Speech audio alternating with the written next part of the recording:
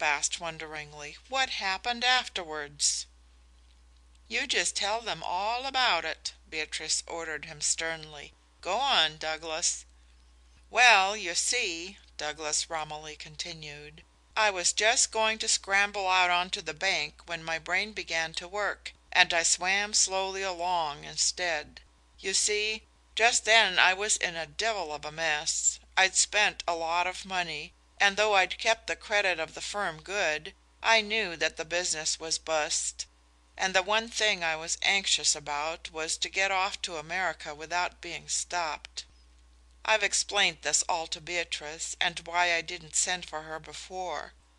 Anyway, I swam along until I met an old barge. I climbed in and got two of the choicest blackguards you ever saw to let me spend an hour or two in their filthy cabin, and to keep their mouths closed about it. Fortunately, I had another pocketbook, with sufficient to satisfy them and keep me going. Then I borrowed some clothes and came out to America, steerage. I had no difficulty in getting my money, as I had a couple of pals in Lynn whom I had fixed things up with before I started. They came and identified me as Merton Ware, and we all three started in business together as the Ford Boot and Shoe Manufacturing Company at Lynn in Massachusetts. Incidentally, we've done all right. Heaps more, of course, but that's the pith of it. As for the body that was fished out of the canal, if you make enquiries, you'll find there was a tramp missing a month or so before." Elizabeth had begun to sob quietly. Philip, who was holding her tenderly in his arms, whispered unheard things into her ears. It was Beatrice who remained in charge of the situation. "So now, Mr. Dane," she jeered, "what about your little errand?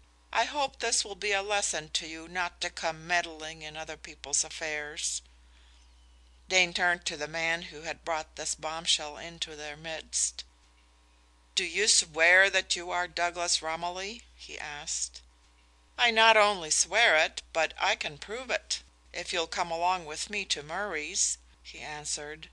"My partner's there, waiting supper, and another man who has known me all his life." The detective glanced interrogatively towards Philip. "That is my cousin, Douglas Romilly," the latter pronounced. Dane took up his hat. "Mr. Merton Ware," he said, "or Mr. Philip Romilly, whichever you may be, whichever you may in future elect to call yourself. You may not believe it, but the end of this affair is an immense relief to me. I offer you my heartiest congratulations. You need fear no more annoyance. Good night." He passed out. They heard the sound of his footsteps and his companion's as they crossed the corridor and rang for the lift. Speech was a little difficult.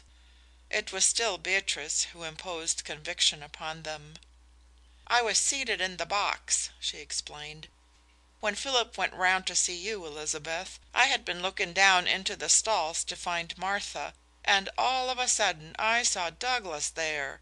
He, too, was staring at me. Of course, I thought it was some extraordinary likeness, but, whilst I was clutching at the curtain, he stood up and waved his hand. You should have seen me tear from the box. You know, ever since they showed me that signature at the bank, I have had a queer idea at the back of my head. Luckily for him," she went, patting his arm, "he sent home for me a fortnight ago, and sent a draft for my expenses out. You won't mind, will you, if I take him off now?" she concluded, turning to Elizabeth. "They are waiting supper for us, but I wasn't going to let Philip—" "Did you know that Dane was going to be here?" Elizabeth asked. "Not an idea," Beatrice declared. "I simply dragged Douglas along here as soon as we'd talked things out, because I knew that it would be the one thing wanting to complete Philip's happiness. We'll leave you now. Douglas will bring me back, and we're going to be married in a few days." Philip held out his hand a little diffidently. "You wouldn't—" "My dear fellow," Douglas interrupted, grasping it, "wouldn't I? I'm thundering sorry for all you've been through. I suppose I ought to have let you know that I was still in the land of the living, but I was waiting until things blew over in England.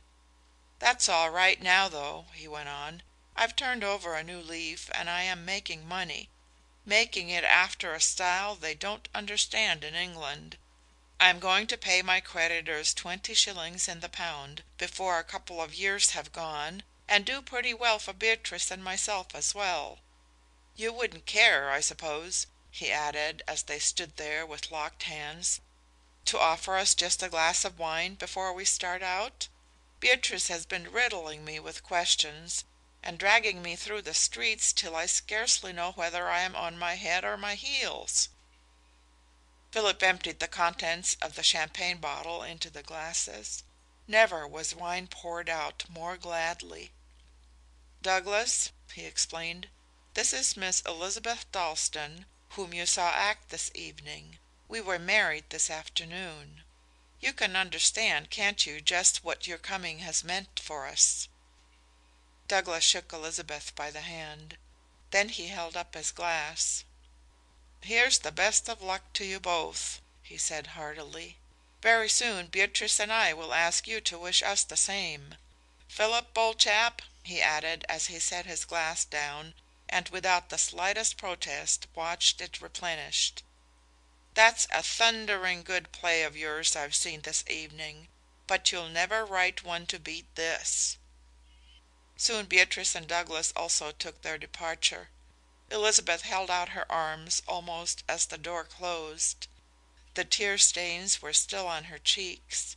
Her lips quivered a little, but her voice was clear and sweet and passionate. "Philip," she cried, "it's all over. It's all finished with. The dread, the awful days.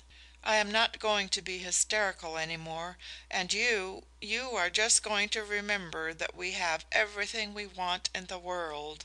Sit down opposite me, if you please, and fill my glass.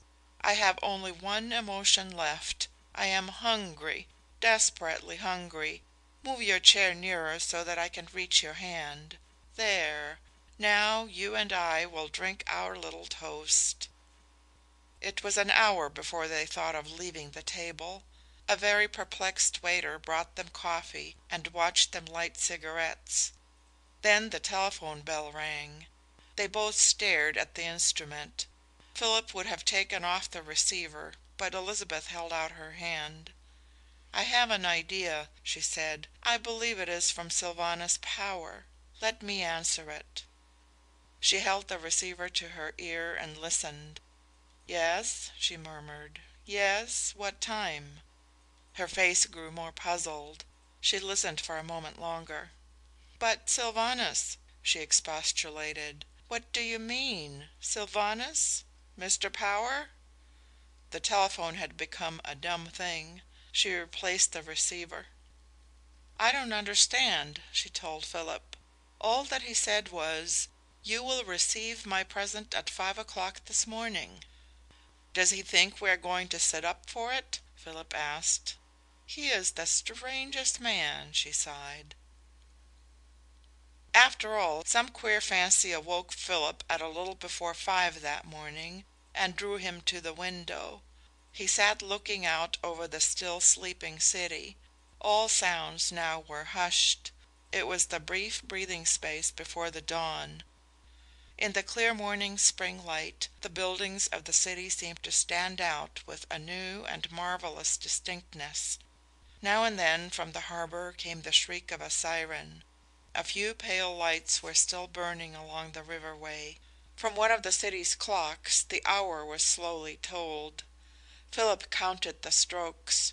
1, 2, 3, 4, 5. Then, almost as he was preparing to leave his post, there came a terrific roar. The window against which he leaned shook. Some of the buildings in the distance trembled. One, with its familiar white cupola, seemed for a moment to be lifted from the ground and then split through by some unseen hand. The roar of the explosion was followed by the crashing of falling masonry. Long fingers of fire suddenly leapt up into the quiet, cool air.